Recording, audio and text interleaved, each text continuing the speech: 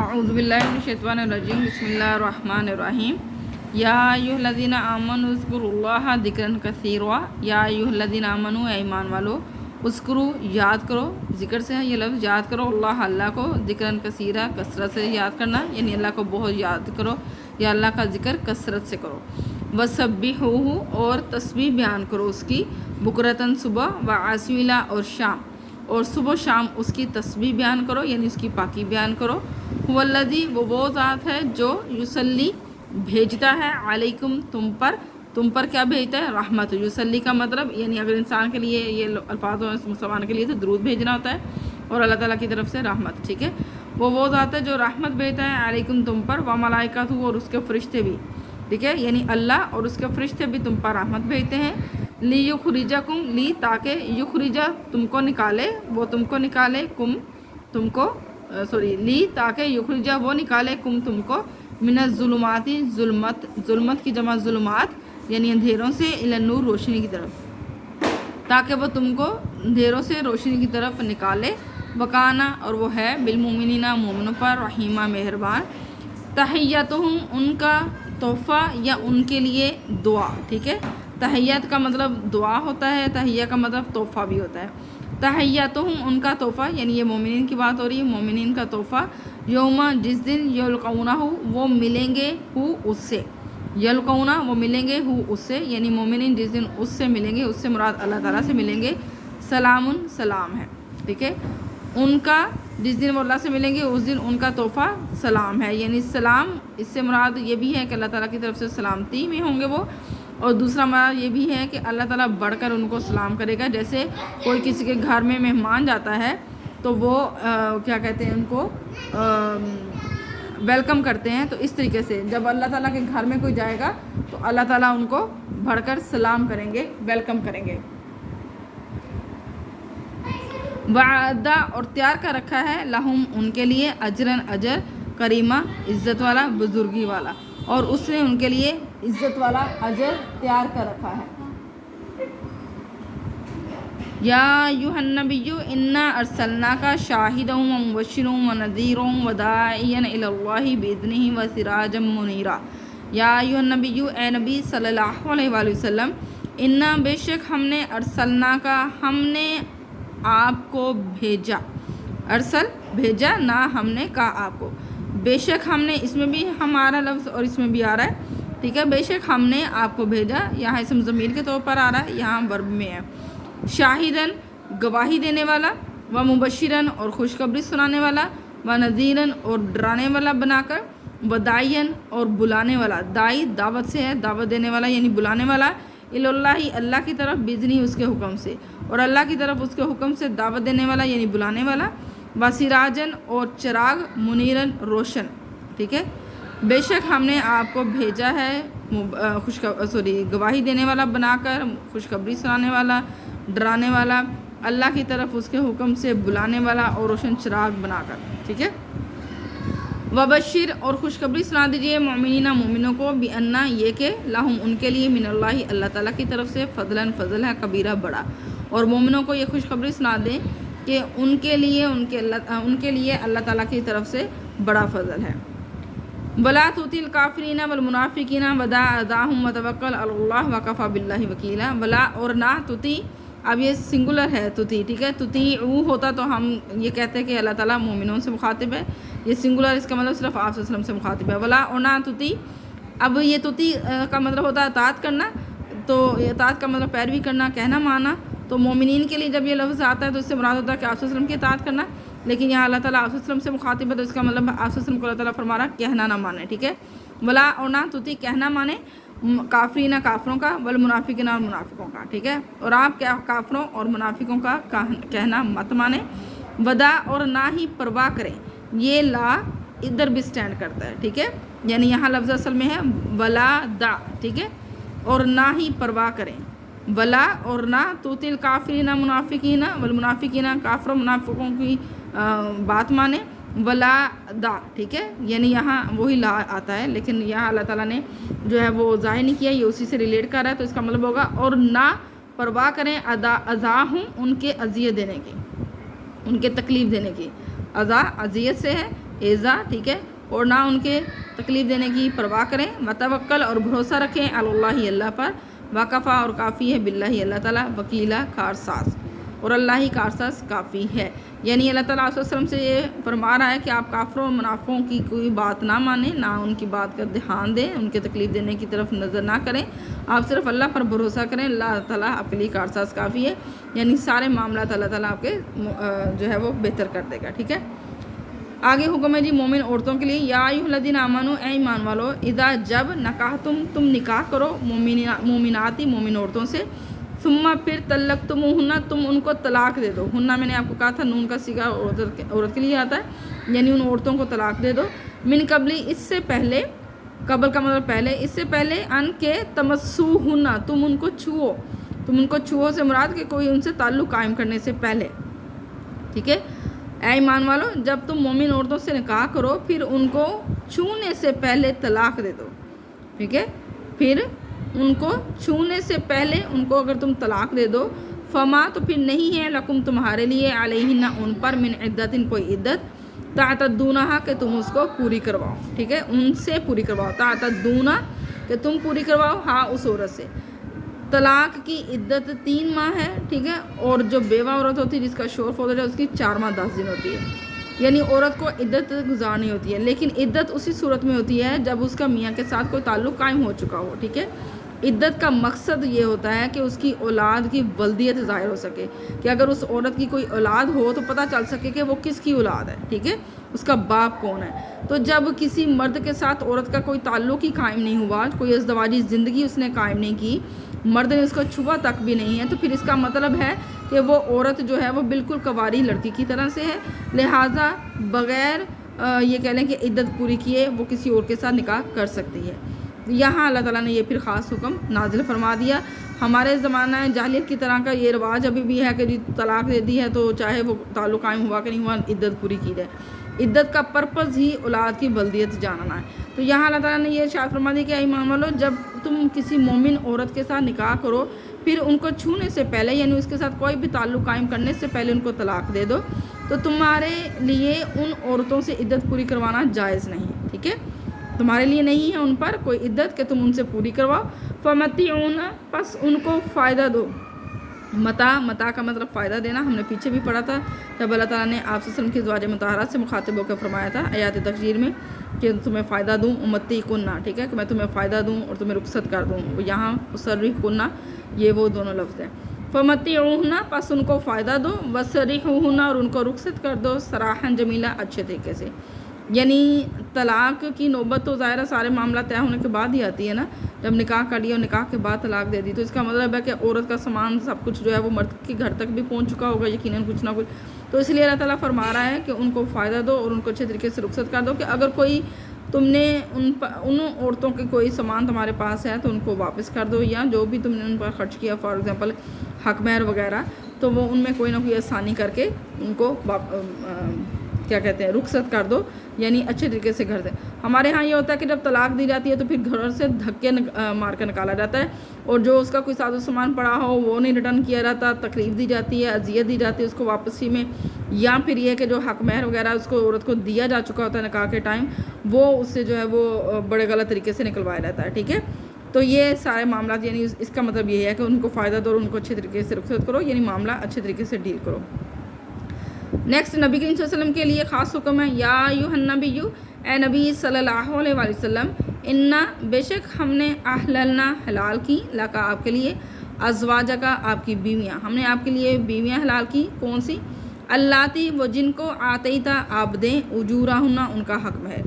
حق مہر دے کر نکاح کرنا جائز ہے، حق مہر کے بغیر نکاح نہیں ہے. تو یہاں اللہ تعالیٰ نے بتا دیا کہ آپ جن کو حق مہر دے کر نکاح کریں گے نا وہ بھی بیویاں آپ کے لیے حلال ہیں. اس کے علاوہ کون سی حلال ہیں؟ وما، اور جو مالکت، ملکیت ہیں، یمینوں کا آپ کے داہنے ہاتھ کی. ٹھیک ہے، داہنے یعنی دائیں، آپ کے دائیں ہاتھ کی ملکیت. یہ دائیں ہاتھ مالک یمینوں کا سے مراد لونڈیاں ہوتا ہے. ٹھیک ہے، یعنی آپ کی لونڈیاں، جو آپ کے دانے ہاتھ کی ملکیت مراد آپ کی لونڈیاں. مما، اس میں سے جو افا عطا کی اللہ نے، علیہ کا آپ کو، جو آپ کو اللہ تعالیٰ نے عطا کی ہیں، آپ کو اللہ تعالیٰ نے عطا کی، یعنی جو مالک نعمت کے طور پر آپ کے پاس لونڈیاں آئی ہیں وہ بھی آپ کے لیے حلال ہیں. آپ ان کے ساتھ ازدواجی تعلق قائم کر سکتے ہیں۔ و بناتی اور بیٹیاں امی کا آپ کے چچا کی، و بناتی اور بیٹیاں اماتی کا آپ کی پھپھو کی، ٹھیک ہے۔ جو ہے وہ کیا کہتے ہیں اس کو مذکر ہے، اور امات مونس ہے، لیکن یہ چچا سے چچی نہیں ہے، چچا اور پھپھو، ٹھیک ہے۔ باپ کی طرف سے جو رشتے ہیں بہن بھائی کے، باپ کا بھائی چچا اور باپ کی بہن پھپھو، ٹھیک ہے۔ تو وہ بناتی اور بیٹیاں امی کا آپ کے چچا کی، وہ بناتی اور بیٹیاں اماتی کا آپ کے پھپھو کی، وہ بناتی اور بیٹیاں خالی کا آپ کے ماموں کی، وہ بناتی اور بیٹیاں خالاتی کا آپ کی خالہ کی، ٹھیک ہے۔ یہ وہی ماں کی طرف سے مذکر مونس یعنی رشتے، ماں کا بھائی اور ماں کی بہن، ٹھیک ہے۔ آپ کے ماموں کی بیٹیاں اور آپ کی خالہ کی بیٹیاں، اللاتی وہ جو ہاجرنا ہجرت کی جنہوں نے، ماں کا آپ کے ساتھ، وہ جنہوں نے آپ کے ساتھ ہجرت کی، ٹھیک ہے۔ یعنی یہ کزنز رشتے جو ہے نا، یہ کزنز رشتے حلال ہیں، ان کے ساتھ شادی جائز ہے، چچا کی، ماموں کی، خالہ کی، پھپھو کی بیٹیوں۔ تو یہ اللہ تعالیٰ نے فرمایا کہ ان میں سے بھی وہ جو آپ کے ساتھ ہجرت کر کے آئیں، ٹھیک ہے، جو آپ کی کزنز آپ کے ساتھ ہجرت کر کے آئیں، وہ ان میں سے آپ جس کے ساتھ چاہے نکاح کر سکتے ہیں۔ محمراتن اور وہ عورت، مومناتن مومنہ، ان اگر وہبت سپرد کر دے نفسہ اپنے آپ کو، لنبی نبی کے لیے، اور وہ مومن عورت جو اپنے آپ کو نبی کے سپرد کر دے، ٹھیک ہے۔ ان اگر ارادہ رکھے نبی صلی اللہ علیہ وسلم بھی این یستنقیہا کہ وہ آپ سے نکاح، کہ اس سے نکاح کریں، یعنی اگر نبی بھی یہ ارادہ رکھیں کہ وہ اس سے نکاح کر لیں تو وہ بھی حلال ہے۔ اس کا مطلب کیا ہے؟ عورت اپنے آپ کو سپرد کر دے، اس کا مطلب بغیر حق مہر کے، بغیر حق مہر کے وہ آپ صلی اللہ علیہ وسلم کے نکاح میں آنا چاہے اور آپ صلی اللہ علیہ وسلم بھی اس سے نکاح کرنا چاہیں تو وہ بھی حلال ہے۔ یہ حکم خاص آپ کے لیے ہے، ٹھیک ہے، کیونکہ کسی بھی مسلمان مرد کے لیے حق مہر دے کر نکاح کرنا جائز ہے، ٹھیک ہے۔ جو لونڈیاں ہیں وہ بھی مسلمان کے لیے جائز ہیں۔ اس کے علاوہ یہ جو کزنز والے رشتے ہیں یہ بھی جائز ہیں، لیکن اس میں آپ صلی اللہ علیہ وسلم کے لیے خاص صرف یہی کہا گیا کہ جو آپ کے سامنے ہجرت کر کے آئی ہیں وہ، ٹھیک ہے۔ لیکن کوئی بھی عورت اگر کسی مرد سے یہ کہے کہ میں تم سے نکاح کرنا چاہتی ہوں، شادی کرنا چاہتی ہوں بغیر حق مہر کے، تو مجھے بے شک مجھے حق مہر نہ دینا، بس مجھ سے نکاح کر لو، تو وہ کسی بھی مسلمان مرد کے لیے جائز نہیں ہے۔ یہ حکم صرف آپ صلی اللہ علیہ وسلم کو اللہ تعالیٰ نے دیا، ٹھیک ہے۔ تو یہ خاص آپ کے لیے، خالصتاً خالص ہے لکا آپ کے لیے، من دون المؤمنین مومنوں کے علاوہ، دون کا مطلب علاوہ، ٹھیک ہے۔ یہ حکم خالص آپ کے لیے مومنوں کے علاوہ۔ تو یہ اللہ تعالیٰ نے آپ صلی اللہ علیہ وسلم کے لیے نکاح کے خصوصی ضوابط بیان کیے ہیں۔ آپ کا یہ کوسچن بھی ہے کہ آپ صلی اللہ علیہ وسلم کے لیے نکاح کے کیا خصوصی ضوابط بیان کیے گئے ہیں، تو یہ سارے نکاح کے خصوصی ضوابط جو اللہ تعالیٰ نے یہاں بیان کیے ہیں کہ آپ مطلب نکاح حق مہر دے کر نکاح کر سکتے ہیں، اپنی لونڈیوں کے ساتھ ازدواجی تعلق قائم کر سکتے ہیں، وہ جو آپ کو مال غنیمت کے طور پر ملی ہیں، اور آپ کی کزنس جو آپ کے ساتھ ہجرت کر کے آئیں ان میں سے آپ جس کے ساتھ چاہے نکاح کر سکتے ہیں، اور وہ عورت بھی جو آپ کو بغیر حق مہر کے آپ کے نکاح میں آنا چاہے اور آپ بھی ان سے نکاح کرنا چاہے تو آپ کے لیے جائز ہے، ٹھیک ہے۔ خالصۃ اللہ کا من دون المؤمنین، یہ حکم خاص طور پر آپ کے لیے، خالص یعنی خالص آپ کے لیے ہے، من دون المؤمنین مومنوں کے علاوہ۔ قد تحقیق علمنا ہم نے جان لیا یا ہم جانتے ہیں، ما فرضنا جو ہم نے فرض کیا یا مقرر کیا، علیہم ان پر، یہاں ہم جو ہے یہ پلورل ہے، اس سے مراد مردوں کا مسلمانوں کی طرف اشارہ ہے، مسلمان مردوں کی طرف۔ ہم جانتے ہیں یا ہمیں معلوم ہے کہ جو ہم نے ان کے لیے مقرر کی ہیں، فی ازواجہم ان کی بیویوں کے معاملے میں، وما ملکت ایمانہم، اب یہ یمین کا جمع ہے ایمان، ٹھیک ہے، اس کا مطلب داہنے ہاتھ، تو جو ملکیت ہے ان کے داہنے ہاتھوں کی مراد لونڈیاں، ٹھیک ہے۔ اور اس کا ہم لفظی معنی اس طریقے سے کرتے ہیں کہ جو اس کے داہنے ہاتھ کی ملکیت ہے، لیکن اصطلاحی معنی ہم بولتے ہیں لونڈیاں، ٹھیک ہے، تو یہ لونڈیاں بولنا ہے۔ اور یہ کیا ہو گیا اس کا ترجمہ اب کہ ہم جانتے ہیں جو ہم نے ان کے لیے ان کی بیویوں اور ان کی لونڈیوں کے بارے میں مقرر کیا، ٹھیک ہے، یعنی مسلمانوں کے لیے ہم نے جو مقرر کیا وہ ہمیں معلوم ہے۔ لکیلا تاکہ نہ یکونا ہو علیکا آپ پر حرجن حرج، تاکہ آپ پر کوئی حرج نہ ہو، آپ کو کوئی تنگی محسوس نہ ہو۔ یہ اللہ تعالیٰ فرما رہا ہے کہ آپ کے لیے جو خاص احکامات دوسرے مسلمان مردوں کے علاوہ ہیں وہ اللہ تعالیٰ فرما رہا ہے کہ میں نے یہ بیان اس لیے کر دیا تاکہ آپ کو کوئی تنگی محسوس نہ ہو، تاکہ کوئی آپ پر انگلی نہ اٹھا سکے، کوئی یہ نہ کہہ سکے کہ نبی ہو کے خود جو ہے وہ نکاح پر نکاح کیے جا رہا ہے، اتنی عورتوں کے ساتھ کیا ہے اور ہمیں منع کر رہا ہے، ہمارے لیے ایسا یہ وہ فلاں، جو بھی آپ کہہ لیں کہ خدا نخواستہ کسی بھی مومن کے دل میں تو ایسا خیال نہیں آ سکتا، لیکن پھر بھی ظاہر ہے کہ وہاں جو بھی لوگ ہیں جو اعتراض کرنے والے ہیں وہ بھی اعتراض نہ کر سکے، ان کو ظاہر ہو جائے کہ یہ اللہ نے حکم نازل کیا ہے۔ تو اس لیے اللہ تعالیٰ نے فرمایا یہ میں نے اس لیے واضح کر دیا تاکہ آپ پر کوئی حرج نہ ہو۔ مکان اللہ، اور ہے اللہ تعالیٰ غفوراً بخشنے والا، رحیمہ رحم فرمانے والا، اللہ تعالیٰ بخشنے والا رحم فرمانے والا۔ اب مزید اب آپ صلی اللہ علیہ وسلم کی ازواج مطہرات اللہ تعالیٰ کے حکم سے جو ہے وہ تقریباً 11، زیادہ تر روایات میں 11 آتی ہیں، لیکن اس کے علاوہ 13 بھی بتائی جاتی ہیں کہ آپ صلی اللہ علیہ وسلم نے 13 عورتوں کے ساتھ شادی کی تھی۔ اب وہ 13 کے ساتھ جو شادی کی ہے ان کے ساتھ تعلق جو آپ صلی اللہ علیہ وسلم کا ہے، مسلمانوں کو تو اللہ تعالیٰ نے حکم دیا ہے کہ آپ ایک سے زائد شادی اس صورت میں کریں، 4 عورتوں کے ساتھ جائز شادی ہے ایک ہی وقت میں، ٹھیک ہے، لیکن اس صورت میں جب چاروں میں انصاف قائم رکھیں گے۔ لیکن آپ صلی اللہ علیہ وسلم کو اللہ تعالیٰ نے یہاں حکم جو فرما دیا ہے وہ کیا ہے، وہ اس سے الگ ہے۔ ترجی، آپ علیحدہ کر لیں، من جس کو تشاؤ آپ چاہیں، منہنہ ان میں سے جس کو چاہیں الگ رکھیں، واتووی اور پناہ میں رکھیں، یعنی ساتھ رکھیں، پاس رکھیں، الیکا اپنے، من تشاؤ جس کو آپ چاہیں۔ یعنی یہ اللہ تعالیٰ نے صرف آپ کو حکم نازل کیا، یہ بھی خصوصی ضوابط میں سے آتا ہے، آپ کے نکاح کے خصوصی ضوابط میں سے، کہ کسی بھی مسلمان مرد کے لیے جائز نہیں ہے کہ وہ ایک سے زائد اگر بیویاں کرے تو ان میں عدل و انصاف قائم نہ رکھے، ٹھیک ہے۔ لیکن آپ صلی اللہ علیہ وسلم کو اللہ تعالیٰ نے اجازت دی کہ آپ چاہیں تو کسی کو اپنے سے الگ رکھیں اور جس کو چاہیں اپنے ساتھ رکھیں۔ ومن ابتغیتا، ومن اور جس کو ابتغیتا آپ طلب کرنا چاہیں، ممن ان میں سے جو عزلتا آپ نے الگ کی ہے، جس کو آپ نے الگ کیا ان میں سے جس کو آپ طلب کرنا چاہیں، فلا پس نہیں جناح گناہ علیکا آپ پر، یعنی آپ جس کے ساتھ رہنا چاہتے ہیں آپ اس کے ساتھ رہ لیں، جن کو آپ الگ رکھنا چاہتے ہیں آپ ان کو الگ رکھ لیں، اور جن کو آپ نے الگ کیا ہے ان میں سے، یعنی یہ نہ جو الگ کیا ہے ان میں سے جس کو بھی آپ کسی دن اپنے پاس بلانا چاہتے ہیں، جس وقت بھی طلب کرنا چاہتے ہیں آپ ان کو بلا سکتے ہیں، آپ ان کے پاس جا سکتے ہیں، ٹھیک ہے۔ فلا جناح نہیں گناہ علیکا آپ پر، ٹھیک ہو گیا۔